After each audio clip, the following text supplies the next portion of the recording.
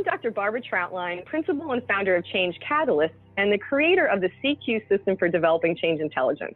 Today on Dov Baron's Leadership Show, we are going to talk about the high failure rate of organizational change, which is above 70% and has been for decades, and what the key reasons for that. Spoiler alert, as a leader, the key reason is you. Join us to learn more.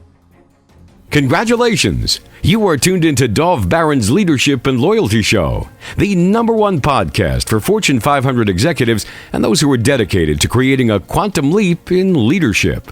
Your host, Dov Baron, is the founder of FullMontyLeadership.com.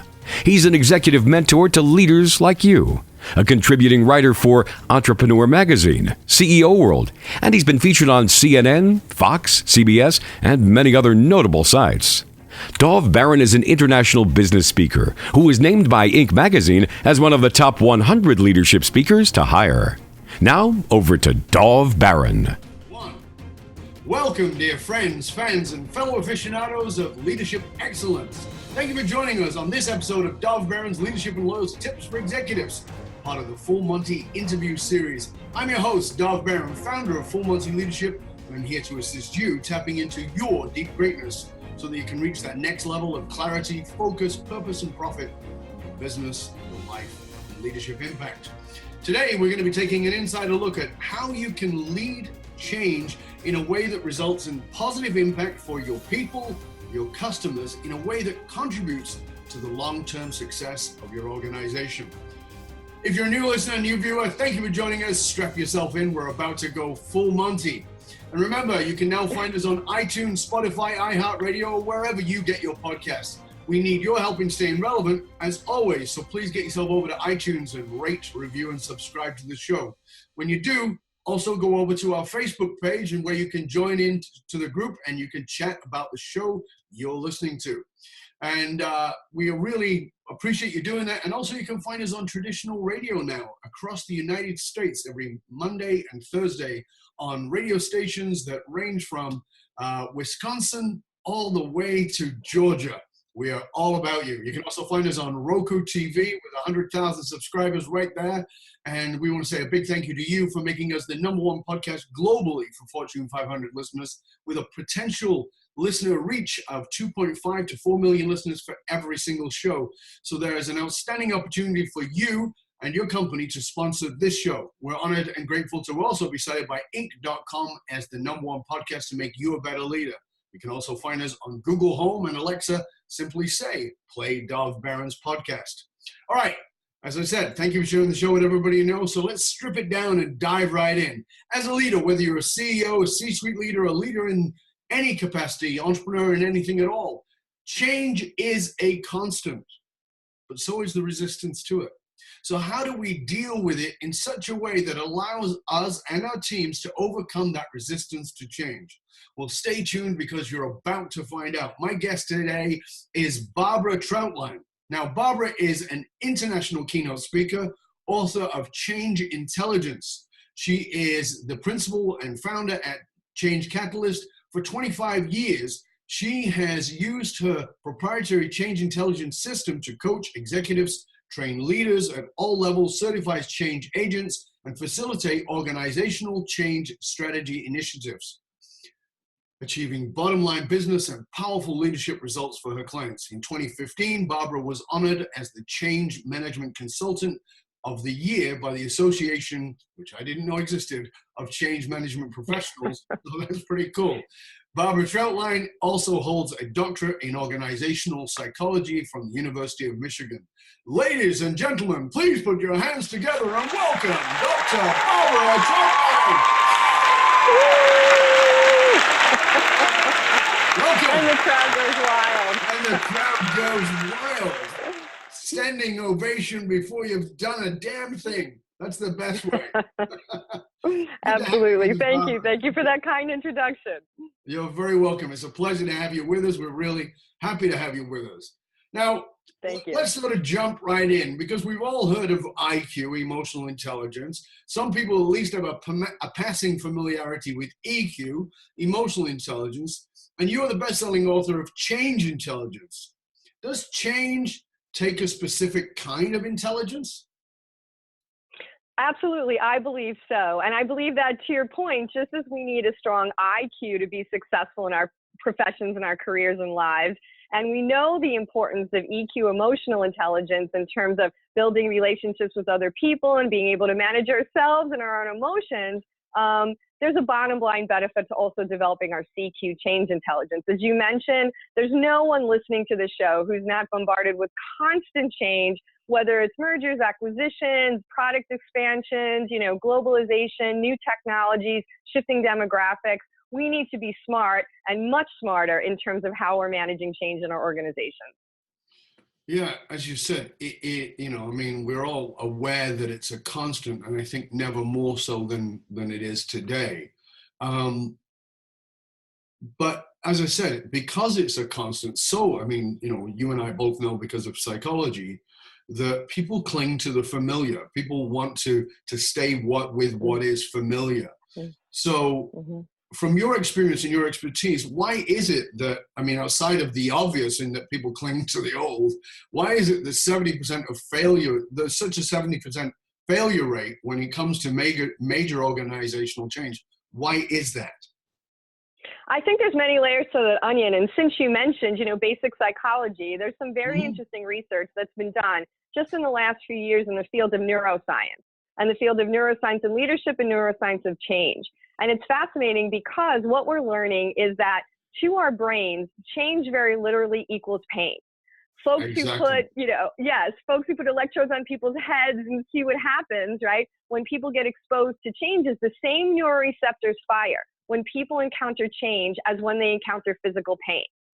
So what happens when we encounter pain? We go into fight, flight, freeze mode, right? What happens is very literally all the good stuff that feeds our brain, that feeds our IQ, glucose and oxygen gets sucked out of our brains below our neck so we can fight, flight, freeze, right? Yeah. So our hearts can pump, our lungs can breathe, right? So literally just when we need all our cognitive resources the most because we're dealing with change, we get dumber. Literally, change makes us dumber. So what change intelligence helps us do, it helps us put our own oxygen mask on as leaders. It helps us to be able to remember that we as leaders, when we lead change, have options. And the more options we have, the more power we have.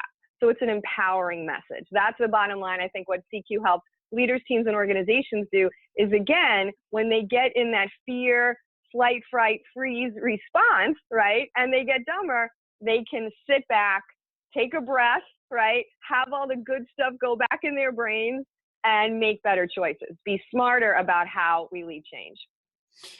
And of course, you're absolutely right. When we feel stressed, under stress, we regress into the familiar. We stop thinking as well. The blood flow to the frontal lobe disappears, and all those good things. But this is one of the challenges that is faced, is that we all know what we know, but we're not always able to apply what we know when we're in a stressful situation. So what I'm really wanting to dig into a little bit here is that, you're teaching them this great change intelligence, and it's important stuff to have, but how do they, the leaders, get out of that reptilian response that they're in because of change and remember? Because one of the things that people will say constantly is, it was great stuff that you taught us, but I just couldn't even think of it at the time. Right. Absolutely. So you actually want something actionable out of this. Okay, we can go there. All right, let's do that. Yeah, let's do something that people can use. Absolutely. Let's go there. No, absolutely. So, if you look at, you talked about the high failure rate of change, right? So if you look at what's the most common topic in the change management literature, it's overcoming resistance to change, right? And so what's the focus of that? The focus is on, I think every leader today starts off with the best intentions when leading change, right? Absolutely. They want to do the right thing for their people, teams, and organizations. However, at some point, we feel like we're getting resistance. We see resistance out there in other people, right? And so what do? We start, pushing, right? It's fear, it's threat. We start doing more of the familiar, to your point, right? Yes. And so we transition from wanting to do something to or with or for others, right? To feeling like we're doing something to or against or even in spite of others, right? Mm-hmm. We get pushback, so we start pushing even harder. We Mm-hmm. do more of our strengths, of our dominant responses, right? What CQ, change intelligence, helps us do is to remember to turn the mirror back on ourselves. Because what can we control, right? Only What can ourselves. we control? Only ourselves, our mindsets and our behavior. And that's why it's an empowering message, because when we feel like, what change intelligence helps us remember that when we get in that mode of thinking about overcoming resistance out there, it's an opportunity for us as change leaders to turn the mirror back on ourselves and do something differently. So what are those different things that we can do? Well, how I define change intelligence is the awareness of our style of leading change and the ability to adapt our style to be optimally effective across people and situations. Okay, so the first step is awareness, right? So what are those styles that we should be aware of? Well, I've distinguished that there's 3 different styles of leading change, right? And what we do under the threat of change is we do more of those styles, forgetting that we have other options. Okay, so would you like me to walk you through those different styles? Yeah, I would. I would like you to walk us through each of the styles, because, as you said, there are 3, and that's what your book outlines. And I want people to be able to recognize them. But I also, again, want to come back to recognizing not only your style, but when you go into your reptilian response, when you go into wanting to push, when you go into that place of feeling like forgetting all the smart stuff like, how do you stop yourself from going just into your style? Because I know we've got to do more than just do our style. Right, absolutely. And that's where the whole concept of blind spots come in. So let me talk about that. So because every style, this is a strength-based model, right? And every style is a strength. It's when we overdo our strength or we neglect our blind spots, then we get less effective, right? So what I invite you to do, and everybody who's listening right now, is I'm going to describe each of the styles and think about which sounds most like you. Okay, now we're all blends of all styles, so spoiler alert, we are. However, we tend to have a dominant style. So the first style leads change from the heart. So people who lead change from the heart really focus on the people and the teams that they're leading through the change, right? So this is a behavioral model. So what do you see them doing? They're very engaging. They communicate, they collaborate. They want to build people and teams, build trust and change, right? So that's a strength, obviously, right? However, any strength overdone is not so much a strength. So I'll ask you, what have you seen in terms of the folks that you've worked with when they're leading change and they're really focusing on the people, but maybe too much? Maybe, again, they're in their reptilian brain, right? They're getting resistance, pushback. They don't know what to do. So they're doing the people thing even more, right? What do you think that could look like? What have you seen? Well, what I've seen is that turns a leader who turns into a dishcloth. What I mean by that is that they become so people focused that they cease to remember the purpose of the change. So they become people pleasers, and that's where that starts to fall apart. Absolutely. So obviously we need to engage people in the change. Change is one person changing their behavior at a time. However, when that's overdone, it can become everything that you just said. We can always have another meeting. We can always take another pulse survey, right? And we know that a camel is a horse put together by a committee. If we're trying to please everybody, we're not going to get the job done, right? So that's the first style of leading change. And you can see how there's a strength, but we're just overdoing it sometimes. And also, we're neglecting other critical aspects of the change process. In this case, what you just said, the purpose of the change, right? The purpose, the business objective, the need to move forward with a sense of urgency. That's the second style of leading change. So I would imagine that you are, I would respectfully submit, this is the second style of change. This is your dominant style, leading from the head. Okay, that place of vision and strategy, right? Somebody who would build an entrepreneurial podcast series and radio series like you have, Dov, I would imagine that you see possibility. You get excited by new trends and tools and technologies and strategies out there, and you want to bring them back to your audience, bring them to your listeners, capitalize on them so we can all move forward to this exciting new world. Am I right? Yeah. Does that sound? I would actually dominate, and I would suggest that I'm more dominant towards the people. Oh, Really? Okay. Yeah. Well, that's interesting. So, yeah. All right. Well, so you've seen that in yourself, the overdone strength of maybe too much on the people side. Less now, but when I started in leadership, it was, I was way too far to that side. Now I've come more towards away from, still very people centric, and I'm definitely driven by relationships, and everything I do in my life is relationship based. And I understand that about myself. But I also have to, for me, it's what is your purpose? But purpose is a heart-based thing too. So it's okay. And I love it. And many of us are combinations. So I personally am the combination of heart and head leadership, right?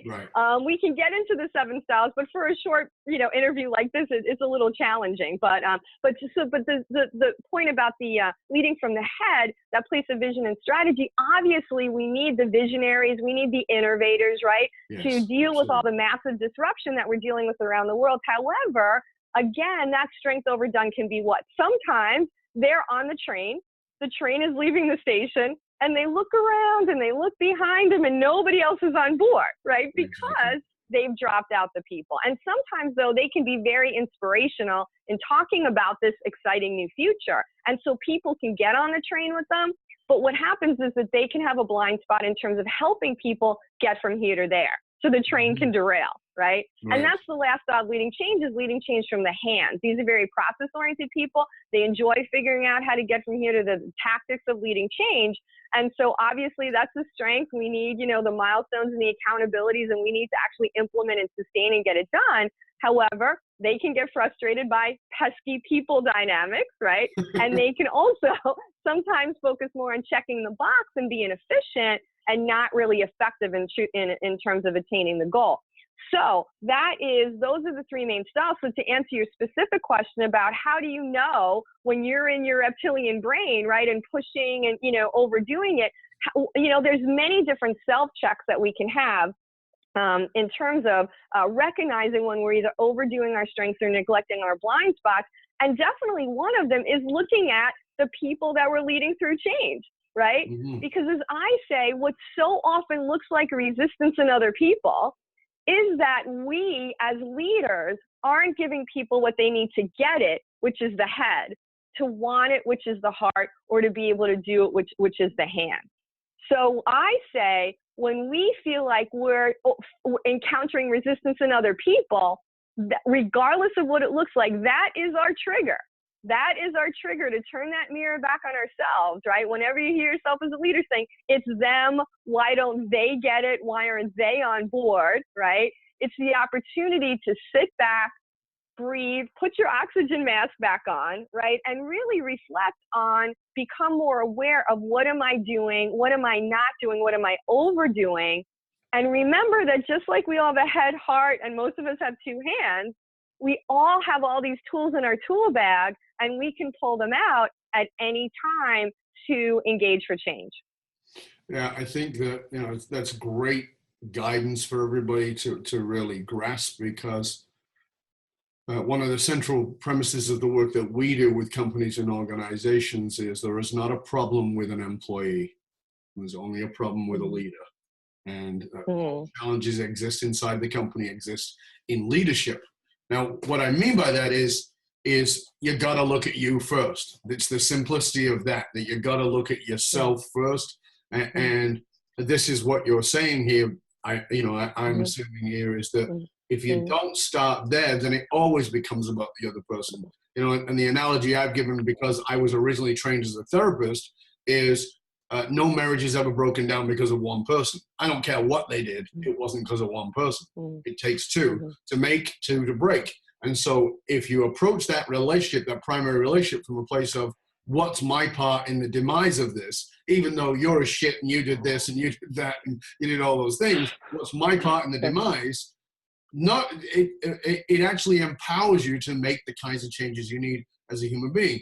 And if you think of, this is the language we use, if you think of even in change, when you're dealing as a leader, dealing with the people who are in your team, and there's that resistance to change, then you have to ask yourself, how am I part of the demise of this change? What am I doing that is catalyzing this resistance? And that's what I love about what you've done with this model, is that it's actually makes the person come back to themselves, become self-reflective. Thank you. And that is, another one of your opening questions was, what do I think is the, factor in the high failure rate of change, right? And how absolutely. I developed change intelligence, right, was that I was for 20 years a change management and leadership development consultant. So helping companies manage very large scale change and in the context developing leadership capabilities. When I first started out in business, John Cotter at Harvard did a study and looked at the failure rate of success rate of major organizational change, came up with that 70% statistic. And right about the 20-year mark in my career, McKinsey & Consulting, the global consulting firm, did a similar study and came out with a very similar statistic. So I reflected and I asked myself, why haven't we moved the needle on our ability to design and implement change that sticks? And I really recognized that there was two critical failure factors in my mind. One of them was that we have a lot of processes for helping manage change, right? A lot of processes for managing change. Anybody familiar with the project management world, for example? We have a plethora of tools and toolkits and models and no dearth of those, right? However, do we really have tools to help us lead change? Not just manage change, but lead change. And the second gap was in the leadership development space.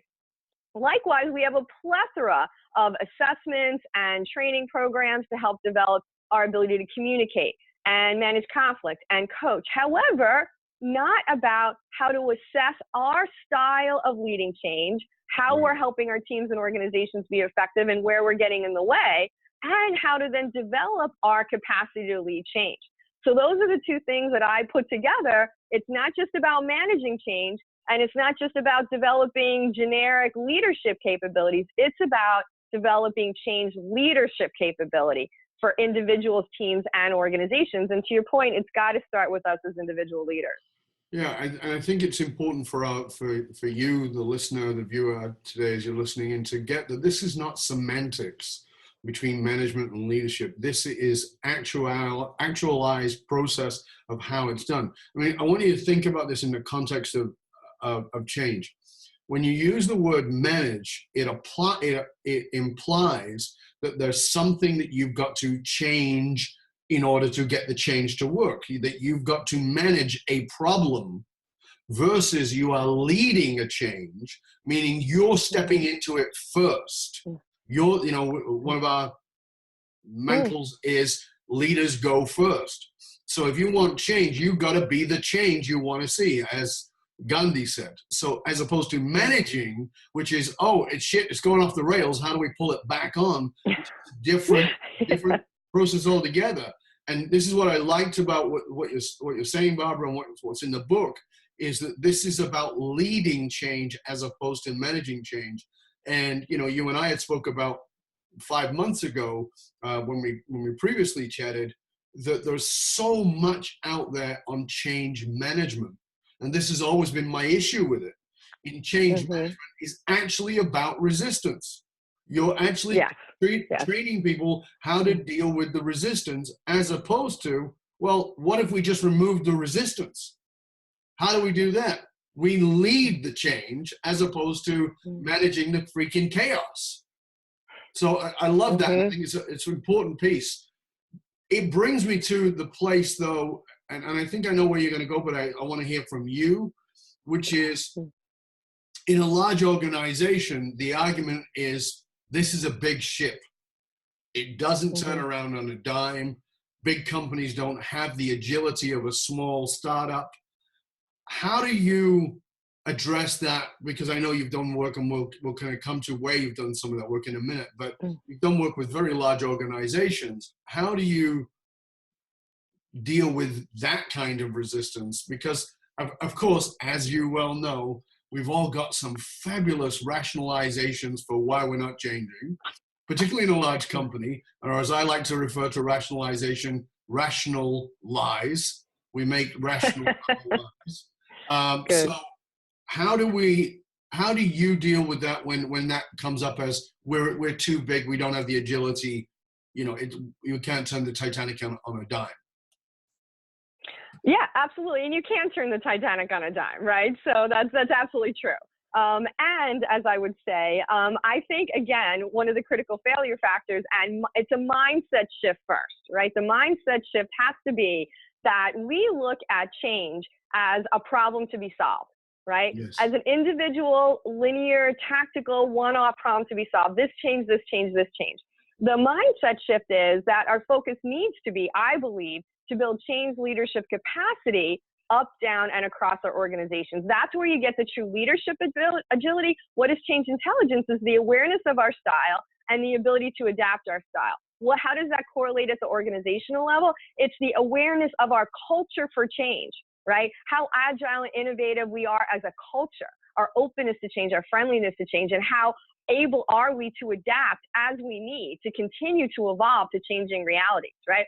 So that is where I think a lot of the companies miss the boat. And so again, having done not only change management, but leadership development for several decades now, so often what we do for any leadership program is we have classroom experiences, right? Maybe we have cohort experiences where we bring people together to work on kind of a fake problem, right, that they make up, right? I advocate partnering together and looking at change initiatives, not as problems to be solved, but as opportunities to partner together to not only, make the change happen, but to build individual and organizational change leadership capacity. So to use, whether it's a merger situation and we're integrating two organizations, whether it's a business expansion, whether we're implementing a new technology, whatever it is, we can look at that change initiative as what I call a pop-up learning lab. Okay, like they have pop-up restaurants now, right? This is like a learning lab that it's not, a fake scenario, right? That, we're just going off with our team of high potentials and doing an analysis and presenting it to some executives so we get some visibility. This is an opportunity that's going to make a bottom line difference for our organization. How wonderful would it be if we actually had some executive sponsorship around this? We brought the high potentials from across the organization together to work on this, right? We had leaders developing leaders real time, right? That to me, doing that continuously, right? And then having systems and structures in place ongoingly so that we can, engage up and down the organization, right? One CEO that, told me this story that I thought was hilarious. He said, Barbara, it's like we're all monkeys in a tree. We're all monkeys in a tree, and I'm the top monkey. And I look down and I see the smiling faces of the monkeys below me. And they look up and what do they see? And he patted his rear end. Because I think that is the opportunity, is how do we, put systems and structures in place where we can build capability and also communicate effectively down the organization, right, about what's going on. And that's how we do this, by building these teams and also bubble up feedback about what's really going on through the organization. So often, as we know, the emperor doesn't have clothes and doesn't know he doesn't have clothes, and people are too scared or don't have the, the tools or don't have the structures and the feedback mechanisms in place to give them that feedback.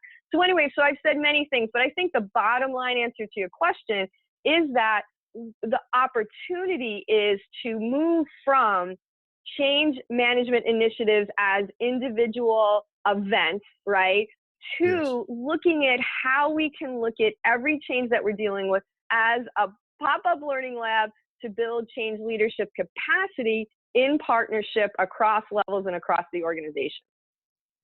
Fabulous. Now, you've worked with clients across many industries, including Northwestern University, Ascension Healthcare, Cisco, Ford, Save the Children, and you did some work with the New York Police Department. I think that being a cop is tough, particularly being a good cop today is very tough because of the broad stroke brushes.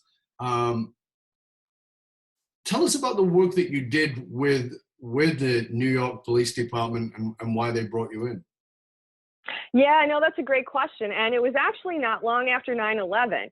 And so it was, and, I'm from Long Island, New York originally. And, my oldest friend from Brownies when we were 5 years old was, she was at the time a lieutenant on the New York Police Force. And so it was very meaningful to a lot of us, right? What the police force was, dealing with then, and of course what they, always deal with to protect and serve, right? So they actually brought me into part of their issues and opportunities at the time was around all the changes that they were dealing with, and how can the the lieutenants, the officers, and the officers that are on the front line partner together to create a feeling of empowerment and joint teamwork. That was the opportunity. It was, again, it's a paramilitary organization, right? So it is structured, it is hierarchical. And so I can't say a lot about the specifics that were going on, obviously, confidentiality-wise. However, that was the overall context, in that, their world had changed dramatically overnight, right? And there was just a lot of new procedures and rules and norms that they were going to have to, implement. And how could they do it in a way that, again, that furthered the partnership in this, traditionally kind of hierarchical environment, such that, people could really feel like they had their voices heard, and they were jointly empowered to design the changes within the scope that they had, their authority, and actually implement them.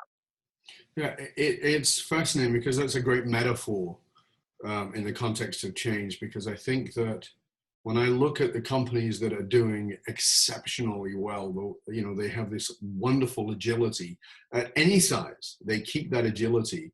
They look at change as evolution, not as something to resist, but it's the next evolution. And I think that if we don't do that, that change comes and bites us on the ass. It becomes the day when you have to now deal with the change, and it comes like 9/11. I mean, it comes out of nowhere, and you're like, oh, now we got to deal with things completely differently than we dealt with them yesterday. And I think this is one of the key things that we've all got to learn about change in our lives, whether it's at a corporate level, whether it's at a familial level, at an entrepreneurial level, is to actually step into change before it's required. And that takes a great deal of leadership, not management, but leadership, is to say, I will step into the change before it's needed. It is a dramatic thing that needs to be done. Well, and I love that you say that, because you're bringing back to my early career, which is, started in the mid 80s in the Rust Belt of the United States, right? Right. When, U.S. industry was getting their lunch eaten by foreign competition. And I lived and worked near Detroit, right? Motor City. And it was not uncommon for people to go to work and they would see a factory closed sign on the door. And they had no idea it was coming, And so my early career was all about working with steel mills that were in bankruptcy, in danger of going bankrupt, that needed to radically change to survive, right? And, we used to talk in the day about paradigm changes, right? And revolutionary changes. And more in the last decade of my career, I've been talking about just exactly the word that you used, evolution, not revolution. Right? Yeah.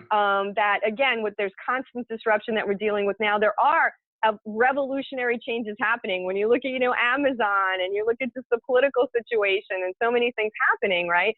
And at the same time, if we build that agility within our organizations, right? If we build the systems and structures that actually enable and encourage and permit people to come together, to work together, to sense the environment, right? And get ahead of the curve and solve problems and make decisions. And if we really take on continually building change leadership capacity, it starts, like you said, with us as individual leaders. Because if we can develop that stomach, that fortitude, right, that mindset of agility, right, that then impacts the culture that we create, and whether our people, I love your analogy of getting in front of it, will then, again, get on board with us and, walk with us into the, changing environment.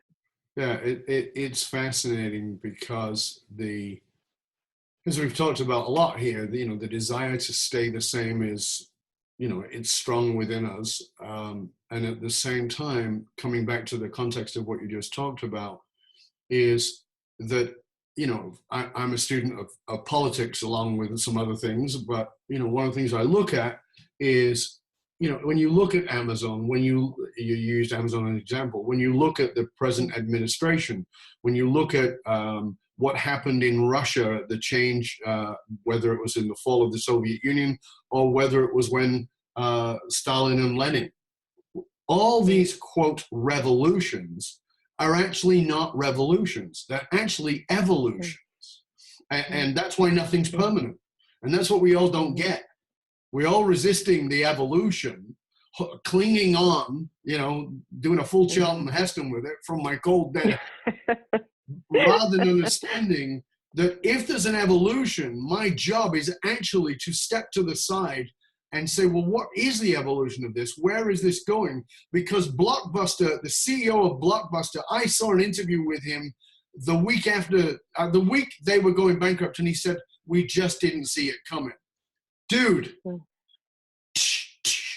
if you didn't see it coming, I don't know where your head was, but I'm guessing you could see your own colon, because everybody else could see it coming.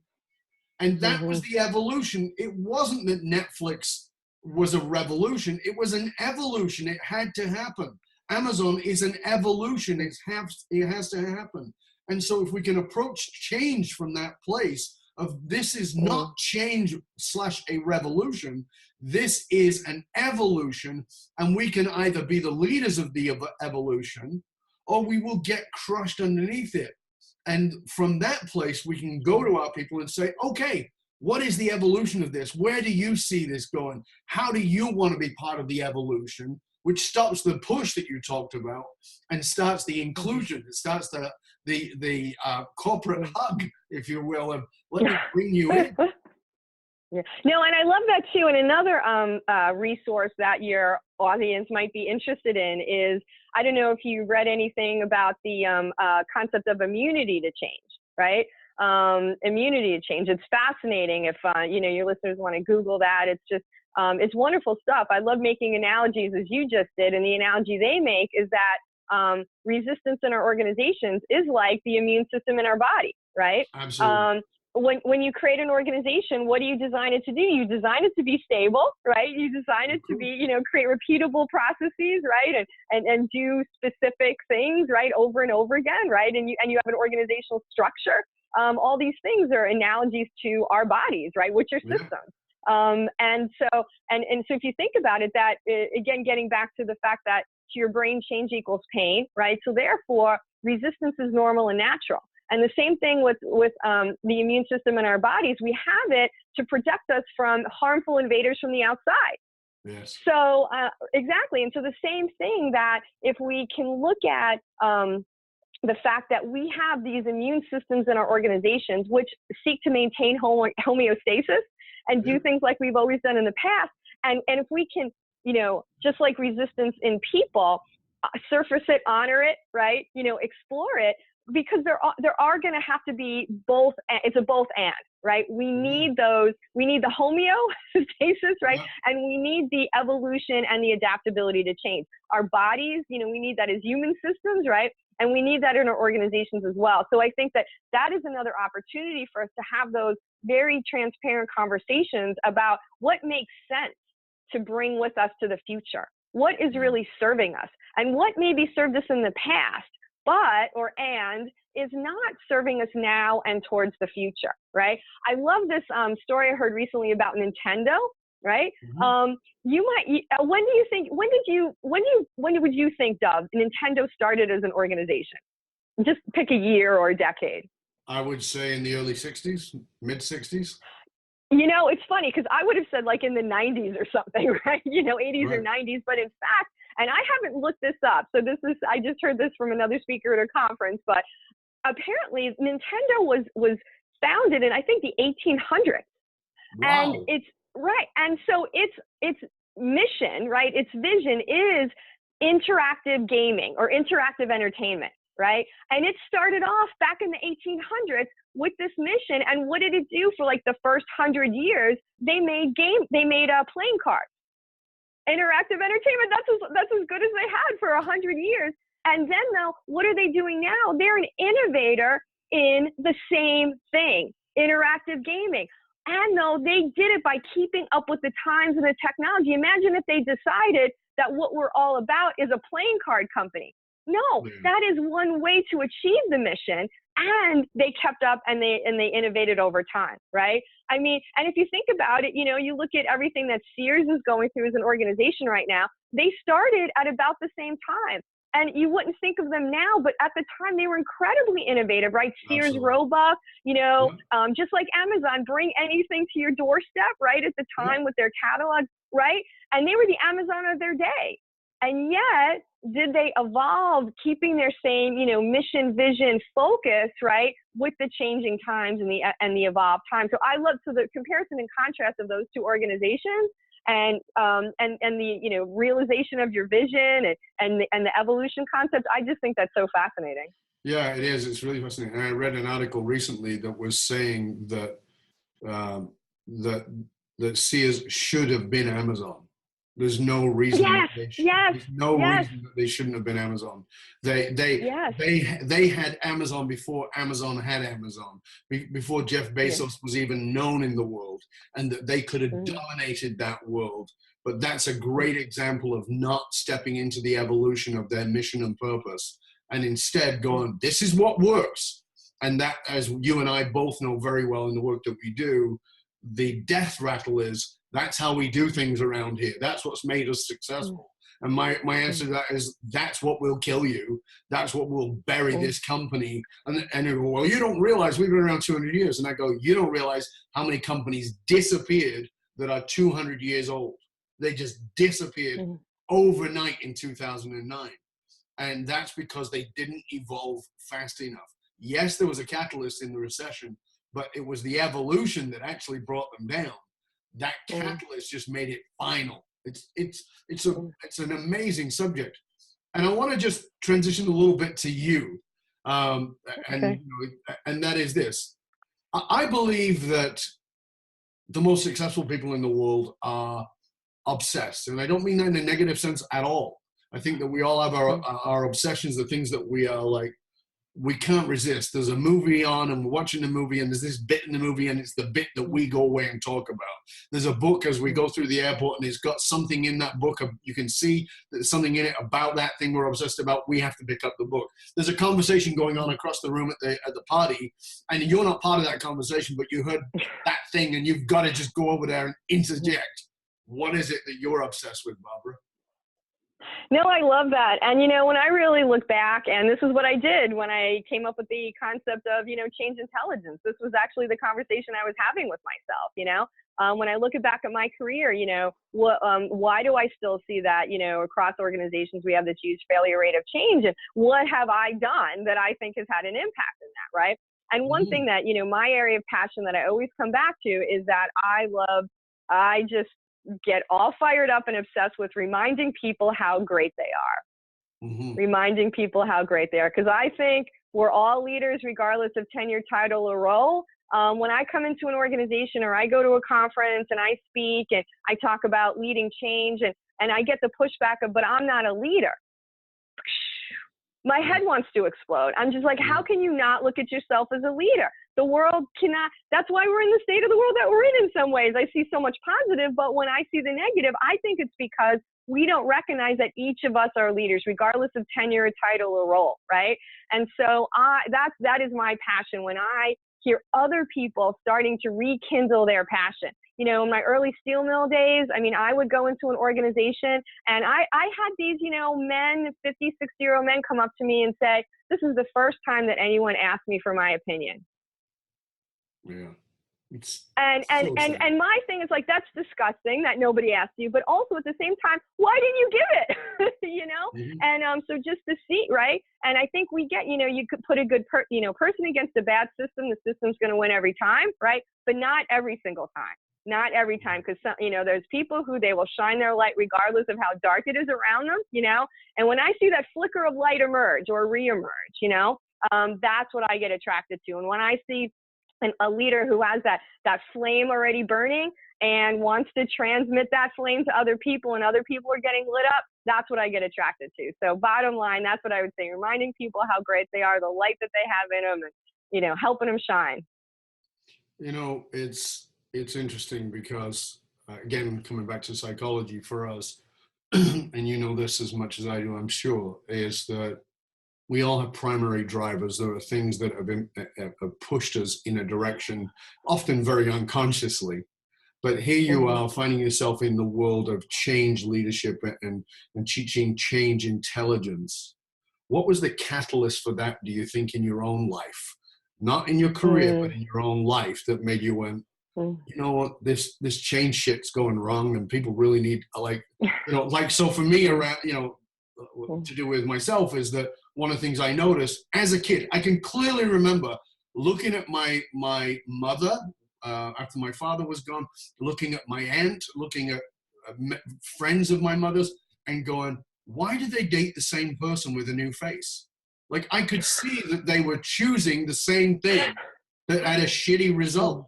And I know that's one of the driving forces in my work, is when I'm looking at, what are you doing that you could actually take a step back and predict the outcome that doesn't work, versus what do you need to do?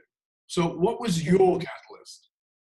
Yeah, no, absolutely. And so when I'd been in business for about 20 years, it was my early 40s. It was about a decade ago now. I sat back, and there was a perfect storm of things that were happening in my professional life, right? In terms of the dissolution of a business partner relationship, and also in my private life. We had just adopted our daughter, right? I had a 4-year-old son. We adopted a 11-month-old infant. Huge change, right? And just kind of dealing with seeing she was from China and the situation that she came from, right? And and what was happening there, and then also my parents were aging, and we're starting to have health issues. And my mother got a very bad diagnosis. My father had a kind of a mini stroke, and that was the first thing in my life that I really couldn't control. That was the first thing in my life that I control. Everything else, I can fly in, I can fix it, I can make it happen, I can take care of it. That was the first thing that I could not. So just everything going on again with my immediate family, right, which was a good change and yet a huge change in terms of my, husband and kids. These huge changes, which were, not overly positive with my folks, and then the change in, my professional partnership. I really, those three things put together, I sat back and I said, really what's going on here? And it really was all about having, being able to be smart about change, right? And, having that humbling experience where, getting back to good old Stephen Covey, right? That, what can I control? Only myself. What can I influence? A lot, I think, right? And that's one thing I've always helped people and organizations do, is recognize that their sphere of influence, right, is a lot bigger than they think it is. And yet there are probably things that, at least for now, I can't influence or control, right? So that was, again, a real formative, life-changing few years for me. Very cool. What is it, would you say, that if there's something that keeps you up at night, that's, in what you see in the world, in yourself, in leadership, in your own business, what is it that you would say, yeah, that could keep me up at night? That's wonderful. Well, it's funny, because one thing that this conversation has made me think about, again, sticking to the personal front, is that, right now my daughter's 14 and my son is 17, right? So, she's transitioning to high school, and, next year he's going to be going off to college. And to your point about resisting change, I'd still like to bubble wrap them both and keep them at home, right? The joys of parenting.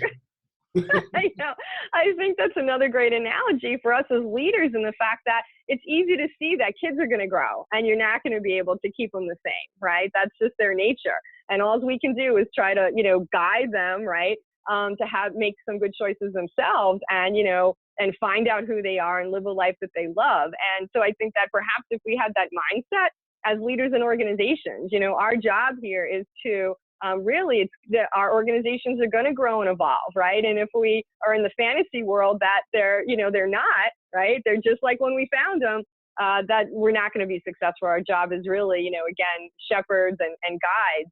Absolutely.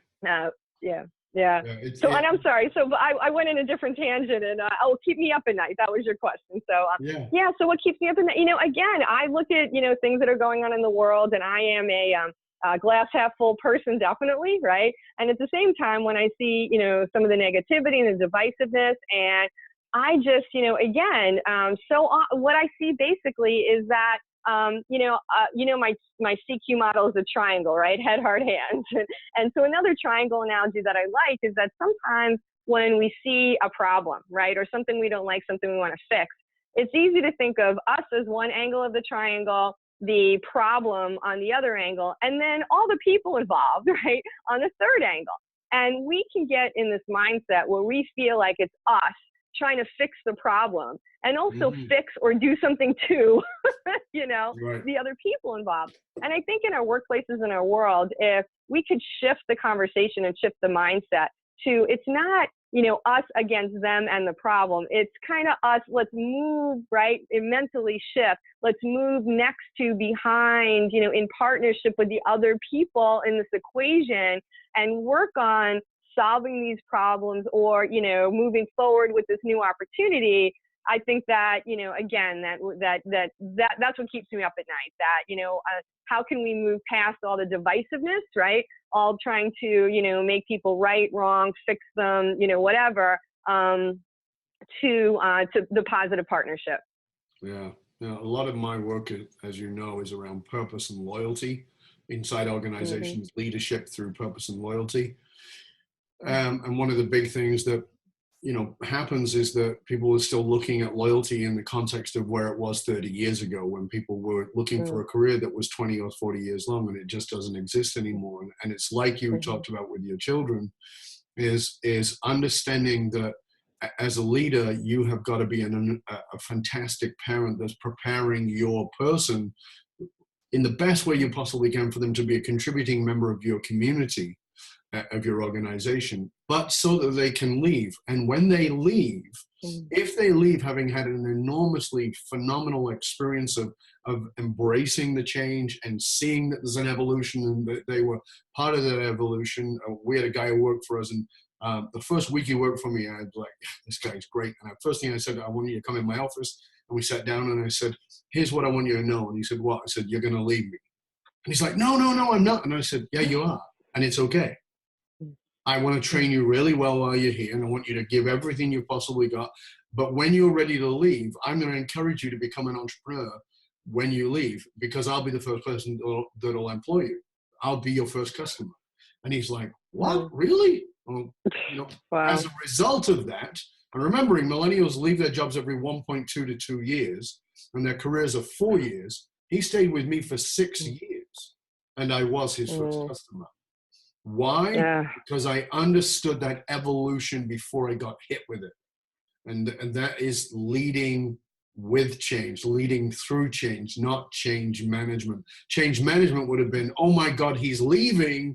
What do we do? How do we cover the bases? And that's so to the point of what you're talking about. I just loved it. I really want to thank you for it. Please, let's just finish up with two things. One, first, tell our listeners, our viewers, the one thing that you would like them to do immediately, preferably in the next 24 hours, certainly in the next 5 days, that they can do to put what it is you've shared with them in action. Give it a practicality. Wonderful. And first of all, I just want to say that I acknowledge your story because it so demonstrates that abundance mentality, right? It's not a zero sum, it's an expanding pie. And yeah, just a lot of abundance. So good for you. So what I'm going to be pretty tactical, actually, in this advice. And so what I would really recommend if people really want to put this into practice is really to sit back and take time to reflect, right? Take time to reflect, what is my style of leading change, right? And reflect upon in what instances has that style been effective for me? Like in your point around, leading from the heart helps me engage, helps me build trust, helps me build teams. And maybe when it has not been effective, maybe when you've overdone it, gone too slow, right? Or when you've neglected other blind spots, like the sense to move forward with a sense of urgency. And then I'm going to throw in one more. Once you've reflected yourself, I would invite you to have that leadership courage to collect some feedback from your team, right? To talk to your trusted advisors, right? It could be in your company. It could be advisors like yourself, Dub, that you're working with, and say, this is my perception of myself. What do you think? Right? Mm-hmm. What do you wish I would do differently as a leader when we are rolling out a change, or to help spearhead us in a changing world, right? What do I do well? What are my strengths? How do you think I sometimes overdo that? And when I have a blind spot, what is that? And can you help me see it? So in other words, create partnerships and change. Fabulous. It's been a great conversation, Barbara. I really want to thank you. Please tell our listeners, our viewers, where they can find out more about you and the fabulous resources you have. I know you've got tons of them. So where they can find out about your books and all the other things that you offer. Sure. Well, the one-stop place is my website, which is changecatalyst.com. So changecatalyst, one word with an S.com. You can download 2 free chapters of my book, which you can buy through Amazon. Speaking of Amazon or Barnes & Noble, anywhere. There's downloadable white papers. There's downloadable case studies about clients' examples, research, because I do have an assessment that people can take. The 10-minute online assessment that you can take and determine your change leader style, and it has recommendations. And a free assessment comes in every copy of my book. So you probably have a kind of a sense of your change leader style at this point. If you want to know for sure, that would be a great way to try to find out. And I'm very accessible. So if people email me, call me, all my contact information is on my website. I will absolutely be in touch. And of course, we will put all that in the show notes too. Barbara, it's been fabulous having you here. I hope you'll stay with us at the end. For now, we're going to say goodbye and thank you again. It's been wonderful having you here. Thank you so much.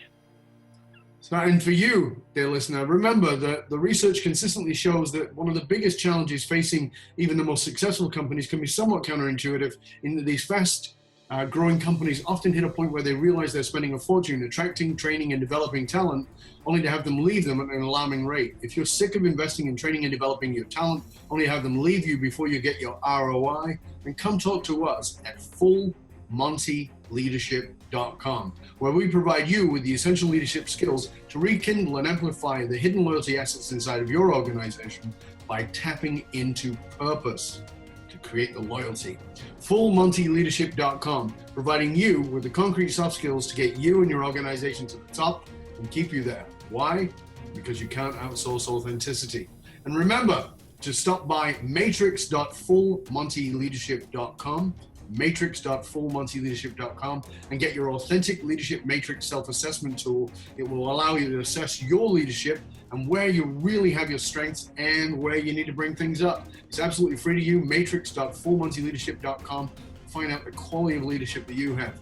And remember, you can also find us on Google Play and Alexa. Just simply say, play Dov Baron Podcast. Thank you for sharing the show with everybody you know. Until next time, stay curious, my friend. Stay curious about your own resistance to change and how you need to approach change as an evolution. You're not there to manage change, you're there to lead change. Stay curious, my friends. Stay curious. I'm Dov Baron, and I'm here to assist you tapping into your deep greatness to reach that next level of clarity, purpose, focus, and profit in your business, your life, and your leadership impact. And I am out.